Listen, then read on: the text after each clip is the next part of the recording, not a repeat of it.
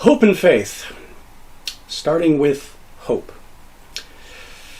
I hope, we may finally be getting to the end of the great 2020-2021 sword shortage.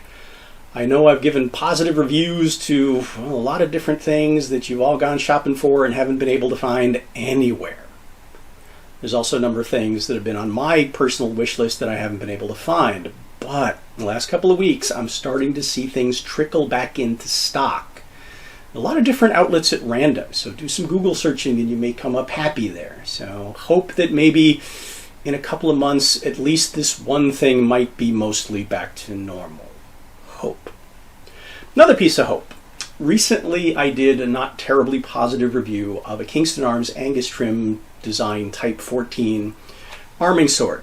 Since then, I bought another thing that I've paired it with very effectively. I think I found that sword's niche. Mentioned in that review, I just needed to find the niche for that sword, and I think I have. So when I review the product I paired it with, spoiler alert, it's visible over my shoulder.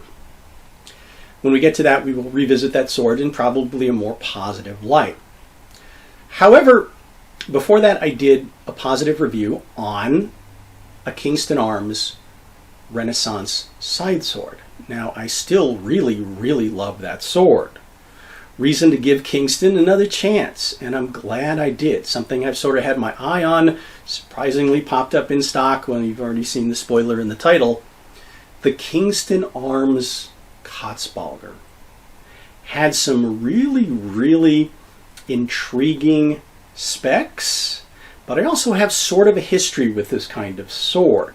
So yeah, it's time for another one of those stories. Talked about this over and over again. Back in my early history, starting sword collecting in the mid-70s, I acquired a number of, well, the best I could find, sword-shaped objects made in Toledo, Spain. One of the first of which was what they called the rustic finish Alfonso X arming sword. I think I paid all the $25 for it. I was really happy to have it for about a week, and then the cheap die-cast guard shattered, and shortly after that the rat tail snapped off, so I lost the hilt. I put a lot of time and sweat into hand filing an edge on the thing. So I kept that slabo carbon steel, put it to a couple of different projects. One thing that intrigued me was the Katzbalger. Couldn't find an actual Katzbalger at the time, but again, the design, which kind of, again, with my history at the time already of Japanese swordsmanship, it kind of looked like with that double lobe guard that it was, kind of semi-Musashi influenced, also kind of like the Chinese Gen I was starting to get familiar with. So it seemed to be a really interesting hybrid. So I got myself some iron, twisted up an S-curved guard, fitted it to the blade, and then fitted it with a hardwood riveted on version of this particular shape of grip with this sort of fishtail. And I really liked it, and I really, abused the heck out of it. We're talking wood chopping, we're talking metal on metal, we're talking metal on brick.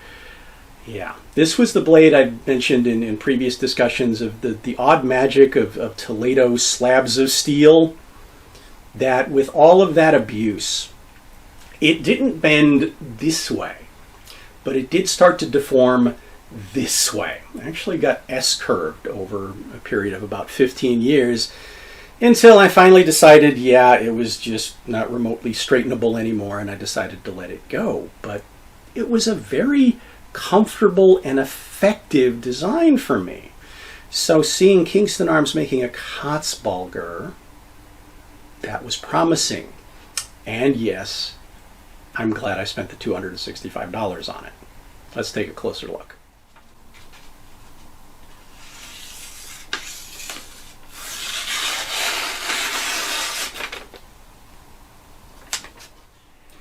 Faith restored. 25 3/4 inch 5160 spring steel. Now that's a little shorter than I've been getting myself used to in my exploration of HEMA, but this is kind of within the specifications of a number of Gen that I'm used to. So it's a pretty familiar length for me. 2 pounds, 12 ounces. Point of balance though, 2 inches off the guard. 5.5 inch grip. Combine that together and you've got a sword that is incredibly maneuverable. This thing is quick, responsive, handy.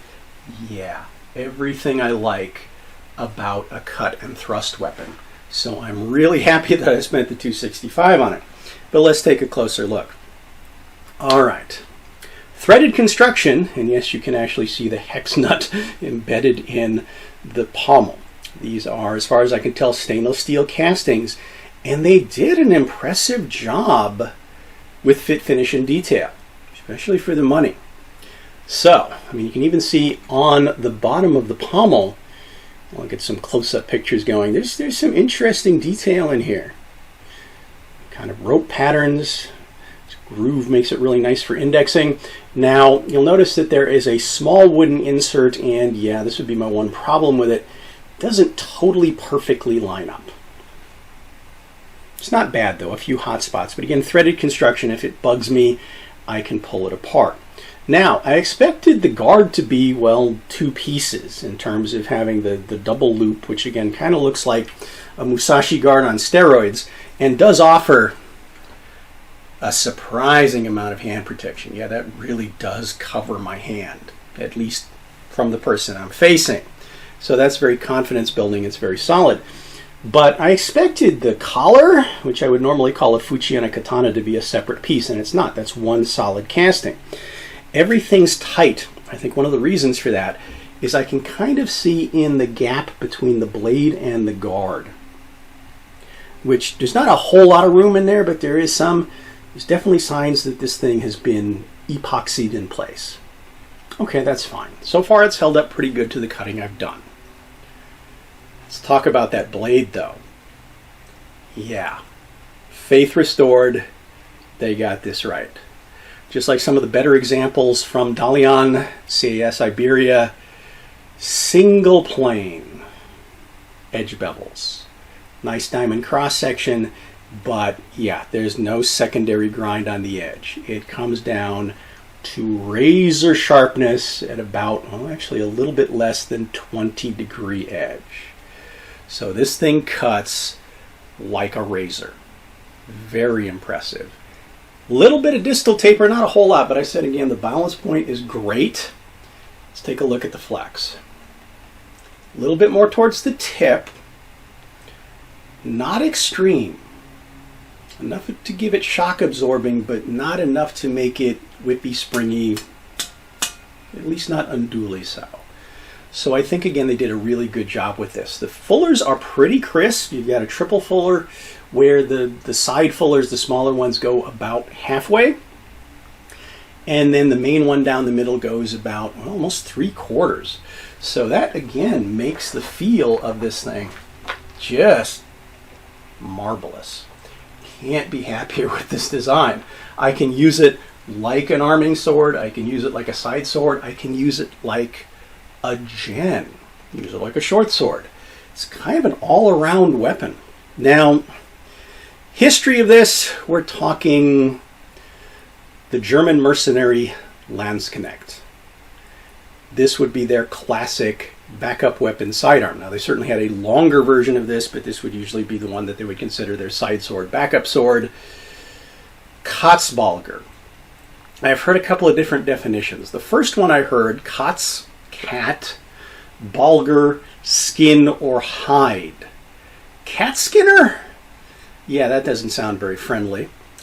But another root for Balger could be brawler, cat brawler, cat fighter.